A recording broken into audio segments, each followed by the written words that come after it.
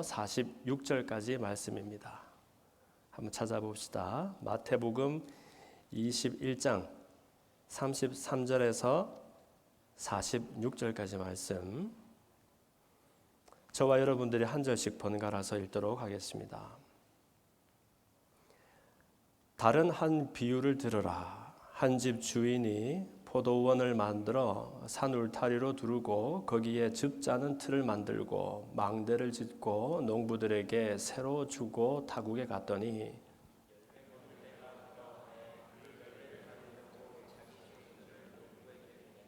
농부들이 종들을 잡아 하나는 심히 때리고 하나는 죽이고 하나는 돌로 쳤거늘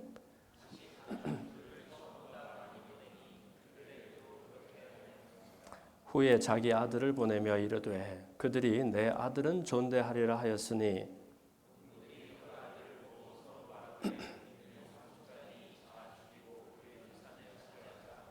이에 잡아 포도원 밖에 내쫓아 죽였느니라.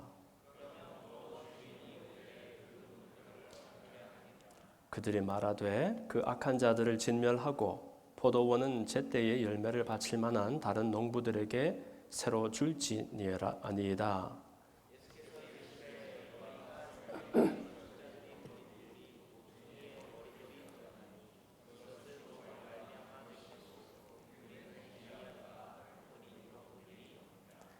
그러므로 내가 너희에게 이르노니 하나님의 나라를 너희는 빼앗기고 그 나라의 열매 맺는 백성이 받으리라.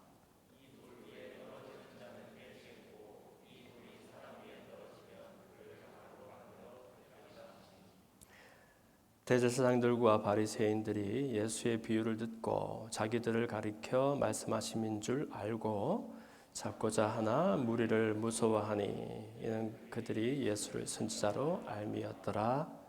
아멘. 살아계신 하나님, 오늘도 예배 자리를 우리를 초대해 주시고 우리의 됨됨이와 자격과 실력을 생각하면 하나님 앞에 나올 용기가 나지 않지만 예수 그리스도께서 우리를 위하여 하신 일, 그리스도의 의에 힘입어서 이렇게 주님 앞에 나오는 담력을 얻었습니다. 예배드릴 수 있는 이 자리가 우리에게 놀라운 특권이요 주의 말씀을 들을 수 있는 이 일이 놀라운 은혜입니다. 하나님, 우리의 마음을 가난하고 또 겸손하게 만들어 주셔서 세밀하지만 그러나 또렷하게 우리 각자에게 주시는 하나님의 음성을 듣고 우리의 삶의 자리가 돌이켜지는 은혜를 우리 가운데 허락하여 주옵소서. 예수님 이름으로 기도합니다. 아멘. 따라합시다. 건축자들이 버린 돌이 모퉁이의 머릿돌이 되었나니. 네, 오늘 본문 중에 있는 구절이지요. 건축자들이 버린 돌이 모퉁이의 머릿돌이 되었나니, 이런 제목으로 말씀의 은혜를 나눕니다.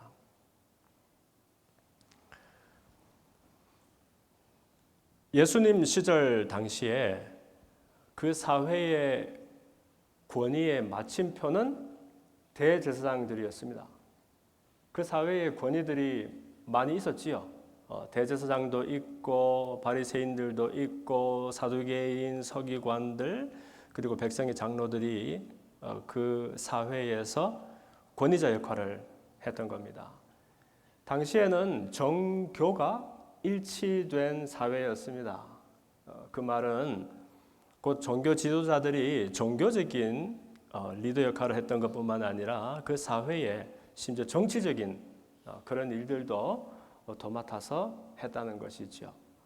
그러니까 이 대제사장들은 이 율법의 수호자들이요 성전에 어떤 모든 일을 주관하는 것뿐만 아니라 그 사회의 모든 백성들에게 시비가 생기거나 중요한 결정을 내려야 될 때마다 그 사람들이 권력의 최정점에 서서 권위를 행사했다는 겁니다.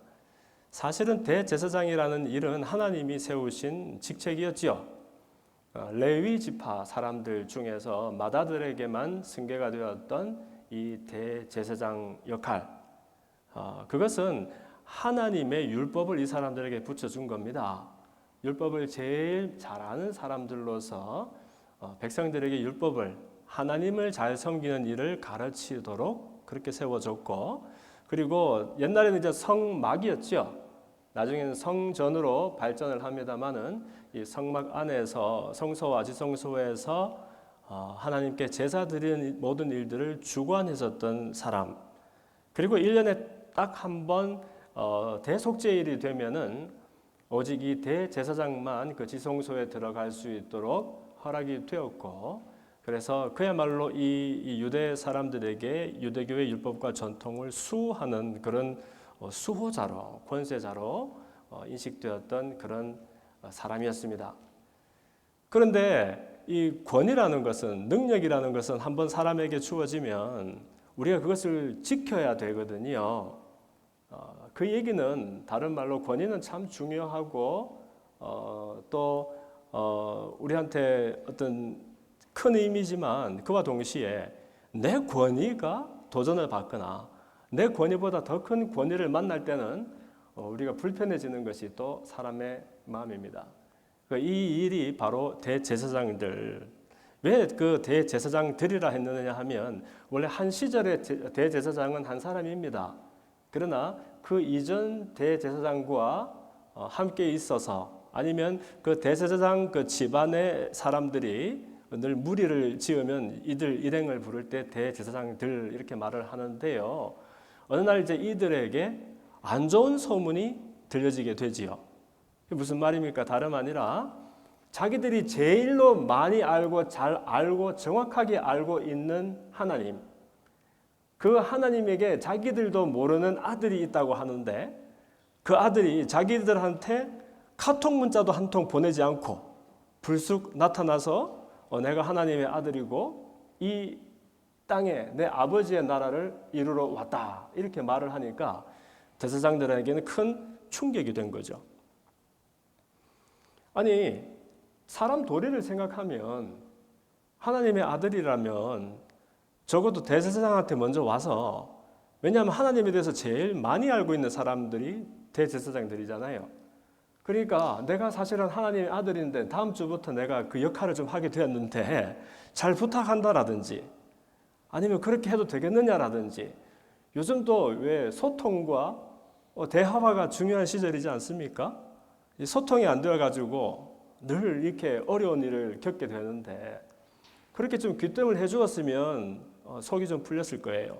그런데 그런 말 한마디 없이 어느 날 자기 백성들에게 하나님의 아들로 왔다고 그러고, 심지어 대제사장들이 가장 중요하게 생각하던 유대의 율법과 이 전통에 대해서 정면으로 도전을 하면서 아예 율법이라는 것은 그 속에 있는 정신을 잃지 못하면 율법을 지키기 위해서 목숨 거는 그 행위들은 아무것도 부질이 없는 것처럼 그렇게 흔들어 버리니까 이 대제사장들의 권위와 그들이 지키려고 했던 그 무언가에 심각한 도전이 되게 된 겁니다. 그리고 예수님은 가는 곳곳마다 나는 의인을 위해서 온 것이 아니다. 건강한 사람에게 무슨 의사가 필요하며 병든 사람에게만 의원이 필요한 것처럼 나는 죄인을 위하여 왔다라고 말씀하셨고, 그리고 그 시대에 그 사회를 지탱하기 위해서 최선을 다하고 있던 온갖 그 종교 지도자들을 향해서 무슨 원수진 사람처럼 만날 때마다 이 회칠한 무덤아 그러고 이 독사의 자식들아 그러면서 대어놓고 그렇게 욕을 해대니까 이 권위자들 마음에 예수님이 탐탁할 리가 없다는 것이지요. 그리고 이상하게 그 사회에서 늘 터부시하고, 사실 유대 사람이라면은 갖지 말아야 될 그런 직업들이 명시가 되어 있거든요. 세리라든지 그 다음에 창기라든지 이런 사람들은 하나님을 섬기는 사람들이 가져서는 안 되는 그런 직업이었단 말입니다. 그런데 무슨 일부러 대어놓고 반대로 이렇게 하려는 것처럼 가는 곳곳마다 이 죄인으로 명시되는 사람들과 나는 이 사람들의 벗이다 라고 하면서 늘 같이 식사를 하시고, 그 다음에 그 사회에서 늘 그 가난한 사람들, 병든 사람들, 그리고 늘 아무것도 모르고 그냥 이렇게 천방지축으로 뛰어다니는 아이들, 이 아이들 막지 말아라, 이런 어린아이 같은 사람이라야 내 아버지 집에 들어가겠고 그 아버지 집을 보겠다라고 말을 해주니까 하여튼 그 사회의 기득권들에게는 이 골치 아픈 존재가 등장을 하게 된 겁니다. 그래서 이 대제사장 일행이 드디어 이제 결단을 하고 마음의 결심을 품고 주님 앞에 나옵니다. 이 사람들이 뭐가 궁금해서 질문을 한 것이 아니고 어떻게 해서든지 이 예수님의 흠집을 한번 잡아보려고, 그리고 그 권위를 아예 그냥 이렇게 송두리째 흔들어 보려고 예수님에게 질문을 던지는데, 그 질문이 다름 아니라 네가 무슨 권위로 이런 일을 하느냐, 그리고 누가 그 권위를 주었느냐 하는 질문을 던지게 됩니다. 이것은 예수님이 마지막 유월절을 지키기 위해서 예루살렘 성으로 들어오셨을 때 그 유월절을 지키기 위한 것뿐만 아니라 유월절의 어린 양이 직접 되어 주셔서 자기를 죽임으로 그 성 안에 있는 모든 사람들을 살리기 위하여 오셨던 그때에 만나는 사람마다에게 아버지의 나라를 선포하시고, 그리고 사람들이 궁금해했죠. 틀림없이 이 사람은 대단하고 최소한 선지자요, 엘리야에 버금가는 사람인데 이 사람이 하는 말이 무엇인가 궁금해할 때 사람들에게 천국 가는 사람의 도리를, 천국 가는 사람이 품어야 될 마음을 이렇게 가르쳐 주셨다는 말씀이에요. 그런데 그 말씀들이 하나같이 율법의 모양을, 율법의 전통을, 율법의 행위들을 지키기 위해서 몸부림쳤던 이 유대교의 이야기들과 충돌을 일으켰기 때문에 대제사장 일행이 물은 거죠. 네가 무슨 권위로 이런 일들을 하며 누가 그 권위를 주었느냐. 그 권위를 만약에 하나님이 주셨다라고 말을 한다면 신성 모독으로 걸어가지고 옥에 쳐넣어 버리려고 했을 것이고, 그렇지 않다라고 말했다라면 권위도 없는 사람이 네가 무슨 근거로 하나님의 나라를 함부로 들먹이며 하나님에 대해서 제일 많이 알고 있는 우리들에게 이렇게 정면으로 도전하느냐 해서 역시 아주 이렇게 불이익을 주려고 했을 것입니다. 예수님은 모르는 길을 이렇게 개척하듯이 걸어가신 분이 아니고 자기가 걸어야 될 일을 선명하게 알면서 순종함으로 걸어가셨던 분이에요. 그렇기 때문에 그 불순한 질문에 바로 대답하기 전에 오히려 질문을 던짐으로 우문 현답을 주십니다. 그럼 내가 한번 물어보자. 너희들은 세례 요한을 어떻게 생각하느냐? 세례 요한의 권세는 어디에서 온 것이냐라고 물어봅니다. 왜냐하면 그때 당시에 세례 요한은 이제 완전히 그 빅타임 셀레브리티가 되어 있었거든요. 왜냐하면 모든 사람들이 광야에 외치는 소리처럼 와서 이 메뚜기와 석청을 먹으면서 하나님의 나라를 선포하고 있는 이 세례 요한을 보고서 모든 사람들이 그야말로 존경하고 또 그 말씀에 귀를 기울이면서 많은 사람들이 회개하고 요단 강가에서 세례를 받던 시절이란 말입니다. 그래서 이 대제사장 일행들이 세례 요한을 만약에 무시하고 그 사람 권위가 하늘에서 온 것이 아니야 라고 말한다면 이 큰일 날 일이죠. 다른 사람들이 그냥 와 달라들어서 어떻게 할지도 모르는 일입니다. 그만큼 유명인사였으니까. 그리고 세례 요한을 만약에 부인한다면 그 사람 아무것도 아니야 라고 한다면 거꾸로인가요? 그렇죠. 세례 요한의 권위를 무시하면 사람들에게 낭패를 볼 것이요.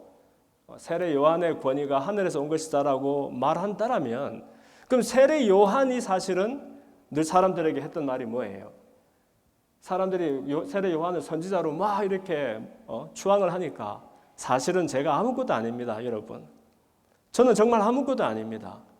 저는 제 뒤에 오실 진짜가 되시는 그분의 길을 준비하러 온 사람입니다. 사실은 제가 주는 세례는 그냥 물로 여러분을 적시는 세례지만 그분이 오실 때에는 여러분을 불로 세례를 줄 것입니다. 저는 그분 앞에 서면 그분의 신발에 그 끈도 묶었다 풀었다 할 수가 없는 사람입니다. 저는 아무것도 아니고 그 사람을 여러분에게 소개하기 위해서 온, 여러분 요즘 뭐라 그러죠? 뭐 숄츠라 그러나요? 짤이라 그러나요? 저는 소개하기 위한 그런 짧은 메시지지 그분이 진짜입니다라고 늘 얘기를 했었거든요. 그러니까 요한의 권세를 인정하면 요한이 인정하는 예수님을 인정하는 셈이 되니까 이러지도 저러지도 못하고 우리는 모른다 이렇게 대답합니다. 예수님이 그러면 나도 모른다. 그러면서 오히려 이 대제사장 일행을 향해서 세 가지 너무너무 짧고 간단하지만 기가 막힌 비유 이야기들을 들려주시는 거예요. 그 첫 번째 이야기가 마태복음 21장에 나오는 그 아버지와 두 아들의 비유고요. 그리고 두 번째 이야기가 오늘 우리가 읽었던 본문 포도원에 있었던 소작 농부들의 이야기입니다. 우선 당시에 아마 제 생각에 제 상상력에는 예수님 일행이 그 어느 포도원 인근에서 그 말씀 대화를 나누고 있었지 않을까 생각합니다. 그래서 그 포도원을 배경으로 해서 포도원 이야기들을 하시지 않았을까. 그래서 어느 날인가 어떤 사람이 두 아들들에게 너희들 포도원 가서 일해라. 그랬더니 맏아들은 예 그러지요 해놓고 가지를 안 했어요. 그런가 하면 둘째 아들은 나는 싫습니다 했다가 나중에 돌이켜서 뉘우쳐서 포도원에 가게 되었대요. 그러니까 주님이 물으시죠. 이 둘 중에서 누가 아버지의 뜻을 행했느냐? 당연히 둘째 아들이지요. 처음엔 안 가겠다 했다가 뉘우쳐서 결국은 갔으니까. 그러면서 예수님이 니네들이 첫째 아들이고 니네들이 혐오하는 세리와 창녀들이 바로 둘째 아들이라고 말씀하세요. 하나님의 나라는 하나님의 나라를 말하는 사람, 하나님을 믿고 섬긴다라고 말하는 사람들의 것이 아니라 하나님의 뜻을 신뢰하고 삶 가운데 이루어가는 사람들의 이야기라는 거예요. 니네들이 하나님에 대해서 제일 많이 안다라고 말하지만 그러나 너희들이 아는 것이 걸림돌이 되어서 하나님이 니네들 마음에 있지 아니하고 니네들이 하나님의 율법을 수호하는 사람이라고 말하지만 그러나 그 율법의 정신이 너희들 백성 가운데 뿌리 내리는 것을 회방하는 사람들이라면 처음에 포도원에 가서 일하리라 말했다가 결국 가지 아니한 맏아들과도 같은 사람들이요. 오히려 니네들이 혐오하는 세리와 창녀들이 먼저 하나님의 나라에 들어갈 것이다 라고 이야기한 겁니다. 그러면서 이제 두 번째 비유를 포도원의 소작 농부들 이야기를 하는 것이죠. 여러분들 지금 사순절 성경 읽기 잘 따라오고 계시지요? 며칠 전에 우리가 이 본문을 읽었었는데 조금 더 우리가 집중을 해서 이야기 속에서 나에게 주시는 교훈이 무엇인가 한번 살펴서 찾아봤으면 좋겠어요. 짧게 이야기하면 내용은 간단합니다. 그렇죠? 어느 날 주인이 있었는데 그 주인이 포도원을 만들어요. 울타리도 치고 망대도 세우고 포도즙 틀도 만들었습니다. 그렇게 해놓고서는 농부들을 불러다가 나는 이제 외국으로 떠나는데 글쎄 H1을 받아서 갔는지 J1을 받아서 갔는지 모르겠지만 나는 떠나가는데 니네들은 내 포도원에서 소작을 쳐라. 그런데 이 사람들이 이제 농사를 짓는데 나중에 열매 맺을 때가 되어서 주인이 종들을 보내지요. 결산을 해야 품삯을 줄 거 아닙니까? 그런데 무슨 까닭인지 농부들은 이 사람들을 위협으로 여기고 종들을 때리고 돌로 치고 죽여버립니다. 그것도 2번이나. 이 주인이 거기에서 포기하지 아니하고 자기의 분신과 같은 아들을 보내서 설득을 하는데 이 아들도 존대하지 않고 그냥 같이 죽여버리죠. 이 얘기를 해놓고서 예수님이 니네들이 주인이라면 주인이 돌아올 때가 되면 이 농부들을 어떻게 하겠느냐 이런 질문을 하셨다는 얘기입니다. 물론 이 대제사장 일행들은 이 이야기가 자기들을 일컫는 이야기인지 몰랐는지 함께 분을 내면서 그런 사람들이 있다면 마땅히 죽여야 되고 죽인 다음에 그 포도원에 수확을 합당하게 돌릴 만한 그런 농부들을 불러다가 새로 세를 주어야 합니다라고 대답을 했지요. 여러분 이 이야기에서 주인이 누구죠? 하나님. 그러면 종들은 누구죠?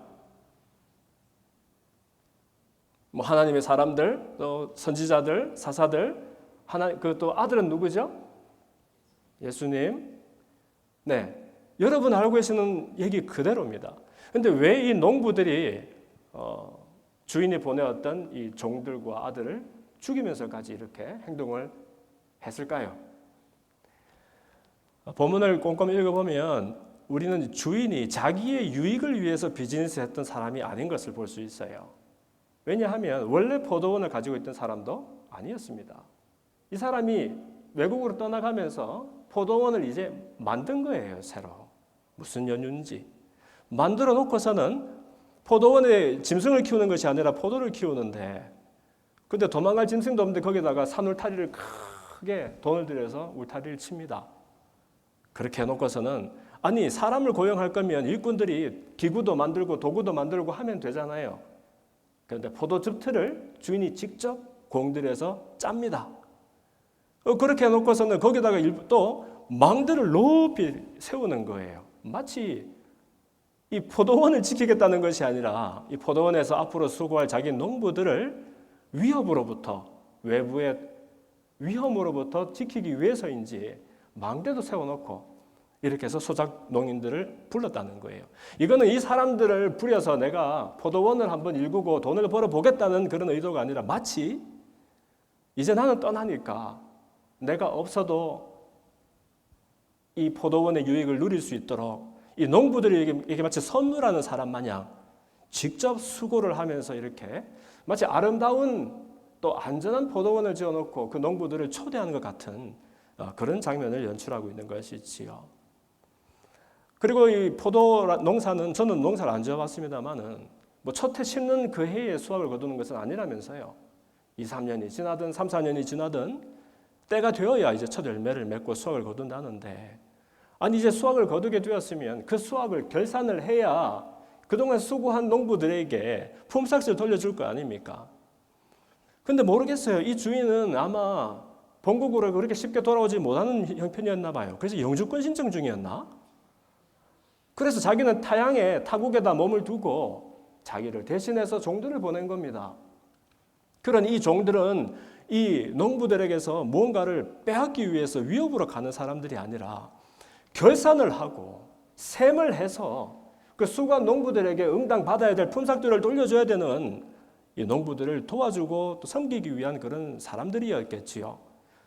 그런데 농부들은 이 사람들이 오히려 위협으로 느껴졌다니까요. 왜 그러냐 하면 글쎄 사실 구약에도 보면은 소작을 치는 이야기들이 가끔 나옵니다. 나와서 소작이라는 말은 남의 땅에서 남의 농사를 이렇게 대신 지어주고 거기에서 이 품삯을 받는 것을 말하잖아요.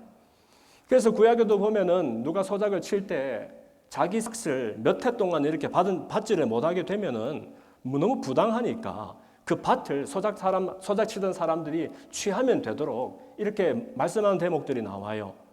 그래서 그랬을까요? 이게 뭐 3년인지 4년인지 지난 다음에 아직까지 품삯 받은 적은 없고 그런데 일을 하다 보면 왜 여러분 땀 흘려서 그 밭을 일구고 포도를 이렇게 농사를 짓다 보면 온갖 마음과 애착이 거기 갈 거 아닙니까? 그러면은요 나중에는 우리가 처음에는 호의로 받았던 일들이 당연히 내가 누려야 될 특권처럼 여겨지기도 하는가 봐요. 무슨 연속국에 그런 말도 있었다고 하던데 호의가 계속되면 특권인 줄 안다. 그래서 처음에는 은혜로 받았고 선물처럼 받았는데 결국은 주인은 사실은 그 포도원에 있지도 아니하고 나만 열심히 거기서 땀 흘려서 일한 것은 나니까. 그러니까 마치 이 포도원이 응당 이 사실 내가 수고했기 때문에 포도가 결실을 맺었으며 우리가 노력했기 때문에 이 포도원이 풍성해지지 않았는가. 주인은 코빼기도 보이지 아니하고 이제 벌써 몇 해가 되었는데 올해만 우리가 삭슬 안 받으면은 뭐 어차피 우리가 수고했는 이 포도원 우리 것이 된다. 글쎄 이런 생각을 했던 것일까요? 아니면은 주인이 언제 올지도 모르는 그런 일, 사람 일이 내일 일도 모르는데 거기서 그렇게 있다가 결국 안 돌아올지도 모르겠고 말이죠. 어쨌든 이런저런 마음에 이 포도원이 마치 내 것인 것처럼 원래부터 내 것이었던 것처럼 그런 집착과 그런 마음들이 생겼나 봐요. 그랬기 때문에 종들이 왔을 때 자기들을 도와주고 품삯을 줄 이 종들이 자기들에는 걸림돌이요 또 위협으로 여겨졌는지도 모르죠. 3명을 보냈는데 누가복음에서는 또 조금 표현이 달라요. 이야기니까. 근데 3명을 보냈는데 한 사람은 때리고 한 사람은 돌로 치고 한 사람은 죽였다라고 이야기하고 있습니다. 만약에 여러분이 그 주인이었다면 어떻게 했겠어요? 주인이 정말 자기의 이익이 중요하고 비즈니스가 중요한 사람이면 그 대목에서 얼른 신고를 하고 소송을 걸어서 이 나쁜 놈들을 잡아놓고 아니 포도가 문제입니까 지금? 내가 지금 데리고 있던 종들이 죽고 상해를 입었는데 그럼 아예 그 가솔들을 그냥 붙잡아서라도 보상을 받아야 되지요. 그런데 주인의 관심은 처음부터 다른 데 있었던 것 같습니다. 그랬더니 다시 한번 종을 보내는 거예요. 근데 똑같은 일 생길 거 아닙니까? 3명을 보내면 그래서 사람이 적어서 그랬나? 하면서 이번에는 더 많이 보내게 된 거예요. 더 많이 보냈는데 어땠어요? 똑같이 취급을 했다는 거예요. 때리고 돌로 치고 죽이고. 저 같았으면 거기에서 끝입니다. 끝이고 정말 무슨 그 사생 결단을 내야 할 텐데 이 주인은 그렇지 않냐고 이 대목에서 터무니없는 짓을 합니다. 다름 아니라 하나밖에 없는 아들을 주인을 대신해서 보내기로 한 것이지요. 여러분, 아들을 보낸다는 것은 내가 가는 것입니다. 아니, 내가 가는 것보다 더 큰 마음이 가는 것입니다. 우리가 가지 못할 곳이나 안 가는 곳에 자식을 보낼 리가 없습니다. 하물며 내 아들이 갈 때는 나를 대표하고 대신할 뿐만 아니라 나의 가장 귀한 것이 그곳에 가는 것입니다. 그러니 이 주인의 소작 농부들을 향한 마음은 진심이었던 거예요. 이 사람들을 위한 그 마음이 진짜였던 것이지요. 그래서 혹시 내 아들을 보내니까 이제는 존대하지 않을까. 그러나 역시 그런 기대는 정말 착각이었고 이 농부들이 똑같이 이 아들을 해치는데 그 이야기가 유일한 상속자가 왔다는 거예요. 그렇죠? 심지어 이 포도원을 자기들이 차지해도 상속자가 남아있으면 여전히 그 사람의 것이지 자기들 것은 아니지 않습니까? 그리고 사실은 주인이야 멀리 타향해서 돌아오지 못하거나 거기서 죽거나 뭐 그래도 상관이 없지만 이 상속자가 남아있는 한 자기들에게 큰 걸림이 된다는 것이죠. 그러니까 우리가 이 상속자를 죽이고 이 유산을 우리가 차지하자 해서 이 아들을 포도원 밖으로 내쫓아서 죽여버리게 됩니다. 이제는 마치 자기 포도원처럼 여겨졌나 봅니다. 그러니까 자기 땅에 그 아들을 죽여서 묻기도 싫은 거예요. 포도원 밖으로 내쫓아서 거기에서 죽여버립니다. 누구의 장면과 이제 오버랩이 되지요. 우리 주님은 이 땅에 오실 때에 모든 사람들을 위해서 오신 분입니다. 우리는 한번 잘 살아봐야지라고 열심히 살아가고 있지만 그렇게 태어났지만 주님은 처음부터 죽기 위하여 태어나셨던 분이십니다. 이분이 비장한 마음으로 예루살렘 성으로 들어갈 때 많은 사람들은 그들에게 정치적인 해방가가 왔다라고 환호하고 호산나 다윗의 자손이여라고 흥분했지만 주님의 마음은 정말로 비장한 것이었습니다. 나는 이제 장차 내가 죽는 그 자리로 나가는 것이니까. 그랬을 때 주님은 그 성 안에 있는 사람들을 살려보겠다고 들어가셨던 분이세요. 그러나 주님이 죽으실 때에는 심지어 그 성 안에서조차 죽지 못합니다. 사람들이 유월절 절기의 마지막 날이요, 또 안식일을 앞두고 있는 그 대목에 성 안에서 그렇게 모든 사람들이 존경하고 따르는 선지자를 죽일 수는 없었습니다. 그래서 성 안에 사람들 살리겠다고 들어가신 아들이 성 밖으로 끌려 나와 무참하게 골고다 언덕에서 십자가의 형벌을 감당하셔야 됐던 것이죠. 그래서 이 이야기를 하면서 니네들이 주인이면 어떻게 하겠느냐. 대제사장들과 그들의 일행은 이 이야기가 설마 자기들을 향해서 하는 이야기일 거라고는 생각을 못했던 것 같습니다. 뭐 다른 구절에서는 거기 있는 백성들 향해서 이 말을 했다는 것도 있지만 이 마태복음의 앞에 뒤에 정황을 살펴보면 대제사장들을 포함해서 이야기를 했는데 대제사장들은 이야기를 듣고서 분노를 금치 못합니다. 그런 사람 반드시 죽여버려야 되고 다른 사람에게 포도는 맡기십시오. 여러분, 모든 사람들은 내 속에 있는 불의가 드러날 때 분노하게 됩니다. 불의가 없는 사람은 없으니까 말을 고쳐 말하면 모든 사람들은 나의 허물이 내 속에 있는 의롭지 아니한 것이 노출될 때 그 고통과 그 아픔을 견디지 못하고 나의 불의함을 애써 부인하게 됩니다. 왜냐하면 그것을 부인하지 않으면 내가 부정되기 때문입니다. 모든 사람들은 의롭기 위해서 살아갑니다. 다른 사람에게 내가 착한 사람이 되는 것은 별로 관심이 없지만 적어도 다른 사람에게 착한 사람으로, 옳은 사람으로, 의로운 사람으로 평가될 수 있는 그런 사람이 되기 위해서 최선을 다합니다. 왜 그럴까요? 그것은 내가 사실은 의롭지 않다는 것을 반증하는 이야기입니다. 그래서 다른 사람에게 내가 괜찮은 사람, 옳은 사람, 나쁘지 않은 사람으로 인정받는 것은 사람에게 굉장히 중요합니다. 정말로 의로운 사람이 있다면 자기의 허물을 다른 사람에게 노출했을 때 그것이 큰 고통이 되지 않습니다. 그러나 우리 속에 있는 불의한 것이 나도 알고 남도 알게 되었을 때에 그 고통과 아픔을 견디지 못해서 그래서 송두리째 부인하거나 그 부인하는 전형적인 모습은 다름 아니라 큰 분노로 그렇게 나타나게 됩니다. 나와 다른 생각이 부딪히면 생각이 달라서 부딪히는 것이 사실은 아닙니다. 다른 두 개가 있으니까 그 둘 중에 하나가 옳으면 하나가 반드시 틀려야 되는데 그렇다면 그것이 틀리는 것이 내가 되어서는 안 되기 때문에 그 다른 것들로 인해서 그렇게 분을 품고 다투고 충돌이 일어나게 됩니다. 그것은 누가 나빠서가 아니고 우리 속에 원래부터 그렇게 불의한 것들이 자리하고 있다라는 좋은 반증이 됩니다. 그래서 이 대제사장들은 사실은 주님께서 그들의 이야기를 하셨음에도 불구하고 그래서 알았는데도 그렇게 했는 것인지 정말 그때까지도 몰랐는 것인지 모르겠지만 그래서 설마 자기들이 하나님을 제일 잘 아는 사람들 하나님께 가장 가까이에서 하나님을 섬기는 사람들로 자기를 알고 있는데 자기들이 불의하다는 것을 누가 알까? 혹은 그 불의한 것을 누가 다른 사람들이 자기 그 불의를 말할 것이라고 아마 상상이나 했겠습니까?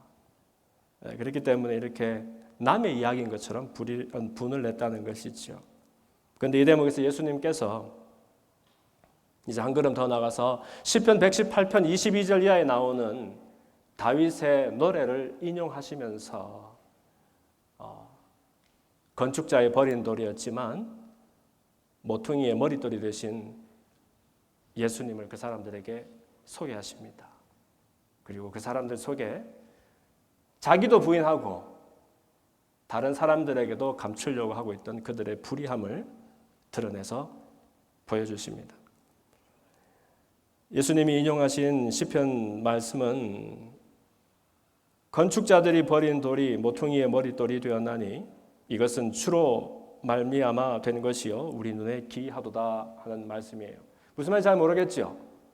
이것은 다윗이 결국 우여곡절 끝에 왕위에 오르고 하나님을 찬미하면서 고백했던 노래입니다. 다윗이라는 사람은 여러분 잘 아시다시피 어릴 때부터 하나님께 선택을 받아서 선지자로부터 기름 부음을 받고 장차 이스라엘의 왕이 될 것이다 예언을 받았던 사람이지요. 여러분 하나님 약속을 잘 믿지 마세요. 너무 믿지 마세요. 믿을 게 따로 있지. 아니 왕은 무슨 왕입니까? 다윗의 생애를 보면 왕 비슷한 게 정말 한참 동안 하나도 없었습니다.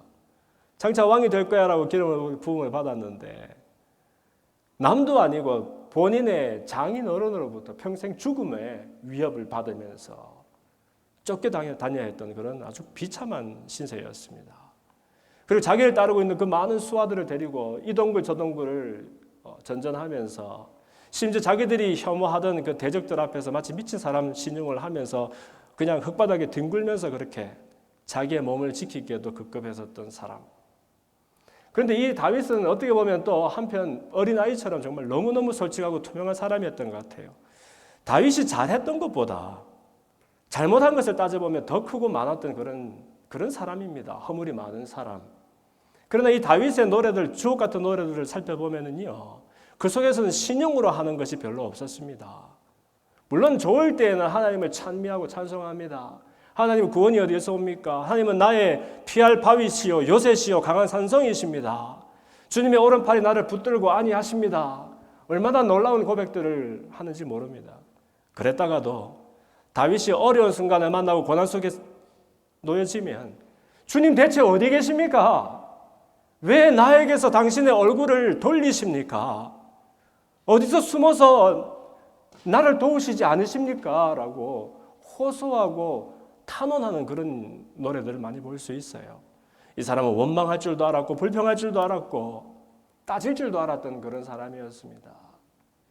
그러나 그렇게 주님 앞에 어린아이처럼 순전한 그런 사람이었기 때문에 심지어 자기가 범죄했을 때 범죄도 일반 사람들이 짓는 범죄 정도가 아닙니다.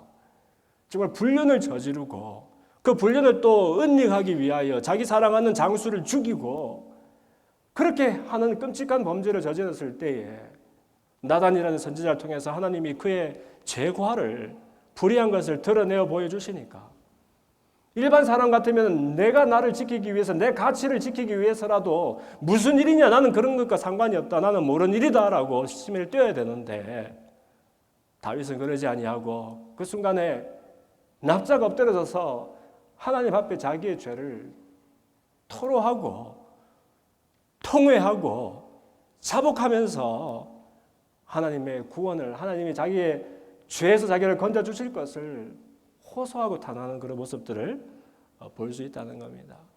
그렇기 때문에 다윗의 잘잘못을 따져서 하나님이 칭찬하신 것이 아니라 하나님이 그 사람 속에 있는 의와 불의를 떠나서 왜냐하면 사람이 어떻게 선과 악을 어떻게 정하며 자기가 선한 것을 어떻게 증명하겠습니까?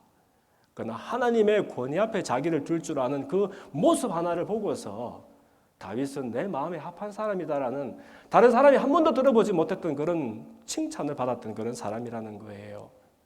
그렇기 때문에 이 사람이 결국에는 그 많은 우여곡절을 겪고 마지막에 이 왕위에 올랐을 때에 자기의 잘한 일들을 칭찬하는 것이 아니라 이 모든 것들이 하나님이 나에게 베풀어 주신 은혜라는 것을 말하고 자기는 사람들이 버리는 아무짝에도 쓸모없는 그런 돌덩어리였지만 그러나 하나님이 그 돌덩어리를 주워다가 건물을 짓는데 가장 중요한 모퉁이들로 삼으셨다라고 고백을 하는데 자기도 모르게 사실은 다윗이 자기의 계보를 통해서 장차 구원자로 오실 예수님을 눈으로 본 것도 아니고 그러나 자기도 모르게 그 모퉁이 돌로 오실 산돌로 오실 예수님을 보고 고백하게 되는 그런 일이었다는 거예요.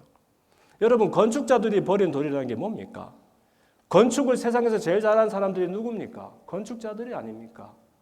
그러면 건축자들이 무슨 돌이 소용이 되고 소용이 되지 않는지 제일 잘할 것 아닙니까? 그럼 건축자들이 보고서 이건 필요 없다라고 던진 돌이면 그 돌은 집을 짓는데 필요 없는 돌인 것입니다. 제일 잘하는 사람이 그렇게 했으니까.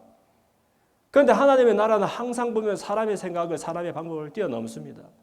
그 버려진 돌을 주워다가 하나님은 하나님이 지으시는 집에 모퉁이 돌로 삼으신다는 겁니다. 모퉁이 돌이 뭡니까? 지금은 건물을 지을 때 높이 올라가니까 땅으로도 깊이 파야 되죠. 그렇게 지으니까 좀 다른 얘기지만 옛날에는 땅을 편편하게 만들고 단단하게 다진 다음에 그 위에 제일 먼저 이게 정치를 해야 되는 게 뭡니까? 이 모퉁이 돌들인 거예요. 모퉁이 돌이라는 것은 면과 면이 만나고 그 위에 높은 무거운 돌들이 쌓일 때 그 사방에서 오는 압력들을 배겨낼 수 있는 그 크고 무겁고 단단한 돌들을 먼저 딱 귀퉁이 마다에 두고서 자리를 잡아야 그 집이 오래도록 견고할 거 아닙니까? 그러니 이 모퉁이 돌이라는 것은 가장 무겁고 단단하고 중요한 돌입니다. 그래서 집을 짓고 난 다음에는 그 집 지은 사람이 자기의 이름을 새기기도 하고 그것을 머릿돌로 삼아서 몇 년, 몇 월, 며칠에 이 집을 지었다라고 기념하기도 하고 하는 것이 바로 모퉁이 돌이 된다는 겁니다. 그러면서 주님이 내가 이 땅에 건축자들이 쓸모없다고 버린 그 돌이지만 내 아버지의 집을 짓는데 모퉁이 돌이요 머릿돌이 되는 그 역할로 왔다라는 것을 말씀해 주는 것입니다. 참 희한하죠. 사람의 나라와 하나님의 나라가 이렇게 다른 것입니다. 사람은 끊임없이 나의 의와 불의를 따지고 내가 지킬 것들에 함몰되어서 모든 세상들을 나의 눈으로 나의 렌즈로 바라보면서 그렇게 고단하게 살아가지만 하나님의 나라를 지으시는 기준과 방법은 이렇게 다른 것입니다. 그 많은 건축자들이 건축을 가장 잘 아는 사람들이 그 돌을 형편없다고 던졌고 하나님을 제일로 잘 알고 많이 안다라고 말했던 그 대제사장들이 눈앞에 자기들이 섬긴다라고 말하는 하나님의 아들이 와서 그들을 살리겠다고 오셨는데도 그분을 알아보지 못하고 이렇게 저주하니까 그리고 많은 백성들이 그들을 살리겠다고 죄와 사망에서 건져서 생명과 축복 가운데로 옮기겠다고 오신 그분을 그저 기적이나 일으키는 아니면 빼어난 교훈을 주는 선지자로 알고서 호산나 다윗의 자손이여 주의 이름으로 오시는 이 호산나 부르면서 더 많은 기적을, 더 많은 유익을, 더 많은 축복을 달라라고 요청하고 있는 그때에 사실은 주님은 나는 너희들을 위해서 나를 내어주기 위해서 왔고 나는 너희들이 지어야 될 집, 이미 지은 그런 집들 말고 지어야 될 내 아버지의 집에 내가 모퉁이 돌 머릿돌이 되기 위해서 왔다 라고 말씀해 주시는 거 있지요. 이야기를 하시면서 주님은 하나님의 나라를 너희는 빼앗길 것이다. 그리고 그 나라에 열매 맺는 백성들이 오히려 받을 것이다 라고 말씀하세요. 참 희한하죠. 하나님에 대해서 제일 많이 아는 사람, 하나님의 율법을 수호하기 위해서 고단하게 살아가던 그 사람들은 오히려 하나님 나라를 뺏기고 그 나라의 열매가 그게 무엇인지는 모르겠지만 열매 맺는 사람들마다 그 나라를 얻겠다라고 말씀하고 있는 거예요. 농부의 본분은 여러분 씨 뿌려서 수확을 거두는 것입니다. 1년 내내 수고하고 여름 내내 땀 흘려 일했는데 분명히 일은 많이 했지만 가을이 되어서 수확이 하나도 없다라면 그 수고가 대체 무엇을 위한 것이겠습니까? 반대로 그 내용이 무엇이든 그 수확이 풍성하면 자기도 배부를 것이요 그 주인을 기쁘게 하는 그런 일이 되는 겁니다. 그런데 사람들은 이 대목에서도 열매 그러면은 끊임없이 내가 이루는 것, 내가 가지는 것, 내가 품는 이런 것들 거기에 집중하기 마련인데 사실은 하나님의 나라의 열매라는 것은 우리가 이루는 것이나 우리가 소유하는 것이 아니라 우리가 되는 것에 있다는 것을 주님 말씀해 주셨잖아요. 그래서 성령의 열매를 보면은 그 성령의 열매 중에서 하나도 우리가 돈 주고 살 수 있거나 수고해서 이룰 수 있는 것은 하나도 없다는 거예요. 성령의 열매를 한번 보세요. 사랑과 희락과 화평과 인내와 자비와 양선과 충성과 온유와 절제와 이런 돈 주고도 살 수 없고 살 필요도 없는 다른 사람들이 와 하니 흥분하지도 아니하는 이런 것들에 오히려 성령의 열매가 있고 이것이 하나님 나라의 열매가 된다는 것입니다. 그 사람이 하나님 앞에서 무엇이 되느냐? 하나님이 나의 하나님이 되는 것. 그래서 내가 하나님의 사람이 되는 것. 거기에 하나님의 소원과 기쁨이 있는 것이지. 사람들은 이런 대목에서도 끊임없이 하나님 가만히 계셔보세요. 내가 하나님을 위해서 당신의 나라를 위해서 오늘도 열심히 수고하고 있습니다. 조금만 기다려보세요. 내가 돈도 좀 더 많이 드리고 일도 좀 더 많이 이루어 드리고 뭔가 많이 이루어서 하나님 앞에 자식 노릇을 할게요 라고 말하는데 이게 맞지를 않는 겁니다. 맞지를. 그러면서 주님이 마지막에 이 말씀하시고 이 돌 위에 주님을 말합니다. 모퉁이 머릿돌이 되신 주님. 이 돌 위에 떨어지는 자는 깨어질 것이다. 그리고 이 돌이 사람 위에 떨어지면 그는 가루가 되어서 흩어질 것이다. 라고 말씀하세요. 사람이 이 돌 위에 떨어지는 것은 무엇입니까? 하나님의 아들이요 생명주로 오신 생명의 근원이 되신 주님에게 오히려 도전이 되는 이야기들은 그 앞에서 깨어지고 만다는 겁니다. 대제사장들의 이야기입니다. 그리고 그뿐만 아니라 다시 오실 주님은 심판관이 되셔서 이 돌이 사람들 위에 떨어지면 그 사람들이 가지고 있던 하나님 나라에 속하지 아니한 것들 또 하나님 나라의 열매가 되지 아니하는 것들은 가루가 돼서 흩어질 것이라고 무섭게 말씀하시는 거예요. 그러니 창기와 세리일지라도 마음을 돌이켜서 하나님을 바라보고 내 안에 있지도 아니하는 의를 고집하면서 자기 의라고 얘기하지요. 그렇게 살아갈 것이 아니라 하나님께서 주시는 은혜를 감사함으로 받아서 그 안에 거하고자 하는 사람은 하나님 나라에 들어갈 것이요. 하나님을 제일 많이 안다라고 얘기했고 제일 가까이서 섬긴다라고 말했던 사람들 그러나 하나님의 뜻을 말은 하면서도 그 사람들 삶 속에 그 율법의 정신이 사라지지 않는 사람들이 있다면 오히려 마치 없었던 것처럼 가루가 되어서 흩어질 것이다라고 말씀합니다. 대제사장들과 바리새인들은 당연히 이 말씀을 듣고 자기를 가리키는 말씀인 줄 알았지요. 자기의 불의가 노출되니까 또 분을 품고 주님을 잡고자 덤벼들게 됩니다. 그러나 많은 사람들이 이미 주님을 메시아로 혹은 선지자로 따르고 있었기 때문에 그 일을 이루지는 못했다라고 합니다. 우리 마음속에는 여전히 내가 의로운 사람이 되는 것을 위해서 집착을 하면서 그러나 끊임없이 그 나의 불의가 노출될 때마다 분을 품으면서 살아가는 사람인지, 아니면은 비록 세리와 창기 같은 그런 가난한 마음일지라도 나를 살리기 위하여 나를 아낌없이 자기를 내어주셨던 그 아들로 오셨던 주님을 바라보면서 그분의 권위 앞에 순종하며 살아가는 사람인지 살펴보는 지혜가 있었으면 좋겠습니다. 함께 기도합시다. 기도할